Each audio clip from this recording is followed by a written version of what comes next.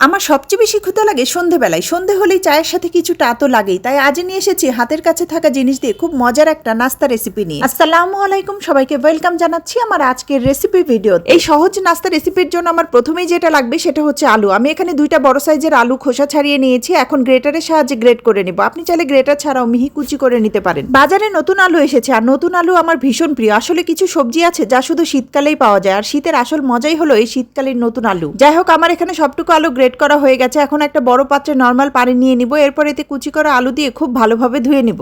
আলুতে ভাতের চেয়ে কার্বোহাইড্রেট বেশি থাকে, আবার খোসা সহ আলুর ফাইবার রুটি, পাস্তা এমনকি সিরিয়ালেরও সমান। আলু পুরো বিশ্বেই সম্ভবত সবচেয়ে জনপ্রিয় একটা সবজি। সস্তা, সহজলভ্য, এছাড়া বিভিন্ন উপায়ে রান্না করা যায় বলে এটি বেশিরভাগ মানুষই কিন্তু পছন্দ করে। তাছাড়া ওজন কমাতে চাচ্ছেন এমন ব্যক্তিও প্রতিদিন আলু খেতে পারে, তবে অবশ্যই তা পরিমিত আকারে। রোগ প্রতিরোধ ক্ষমতা বাড়াতে আলু যথেষ্ট পরিমাণ সাহায্য করে। তাছাড়া আলু খেলে অ্যাসিডিটি বা গ্যাসের সমস্যা থেকেও পরিত্রাণ পাওয়া যায়। যাই হোক, আমি এখানে সবটুকু আলু খুব ভালোভাবে পানি ঝরিয়ে নিয়েছি। আসলে আলুতে যেন এক্সট্রা পানি না থাকে তা অবশ্যই খেয়াল করতে হবে। এখন এতে দিয়ে দিব দুইটা মিডিয়াম সাইজের পেঁয়াজ কুচি আর পরিমাণ মতো কাঁচামরিচ কুচি। আমি যেহেতু ঝালটা একটু বেশি পছন্দ করি, তাই এখানে আমি কাঁচামরিচ কুচি একটু বেশি দিয়েছি। এখন এতে দিয়ে দিচ্ছি হাফ চা চামচ পরিমাণ আদা রসুনের পেস্ট, সাথে দিব হাফ চা চামচ পরিমাণ জিরা বাটা, এক চা চামচ পরিমাণ হলুদ গুঁড়ো, হাফ চা চামচ পরিমাণ ধনে গুঁড়ো, হাফ চা চামচ পরিমাণ মরিচ গুঁড়ো আর স্বাদ মতো লবণ। এখন এতে দিচ্ছি 2 টেবিল চামচ পরিমাণ চালের গুঁড়ো আর 1 টেবিল চামচ পরিমাণ ময়দা। এখন সবকিছু খুব ভালোভাবে হাত দিয়ে মিশিয়ে নেবার পালা। আসলে আলুতে লবণ দিয়ে মাখলে এমনিতে একটু পানি ছেড়ে দেয়, তাই আলু কুচি যদি ভালোভাবে ড্রাই না হয় তাহলে সবকিছু মাখলে আঠালো ভাবটা আর আসবে না। মাখানোর প্রথম দিকে আপনার একটু শুকনো শুকনো লাগতে পারে, কিন্তু ভালো করে মাখাতে মাখাতে হালকা একটু পানি ছেড়ে দিয়ে সবকিছু মাখো মাখো হয়ে যাবে। মাখানোর এই পর্যায়ে দিয়ে দিব ধনেপাতা কুচি। শীতের এই মৌসুমে দেশীয় ধনেপাতা ছাড়া কোনো খাবারই যেন কল্পনাও করা যায় না। ধনেপাতা আমাদের বাঙালিদের রান্নার সবচেয়ে জনপ্রিয় উপাদানগুলোর মধ্যে একটা। এর সুগন্ধ যে কোনো খাবারের আকর্ষণ বাড়িয়ে দেয় বহুগুণ।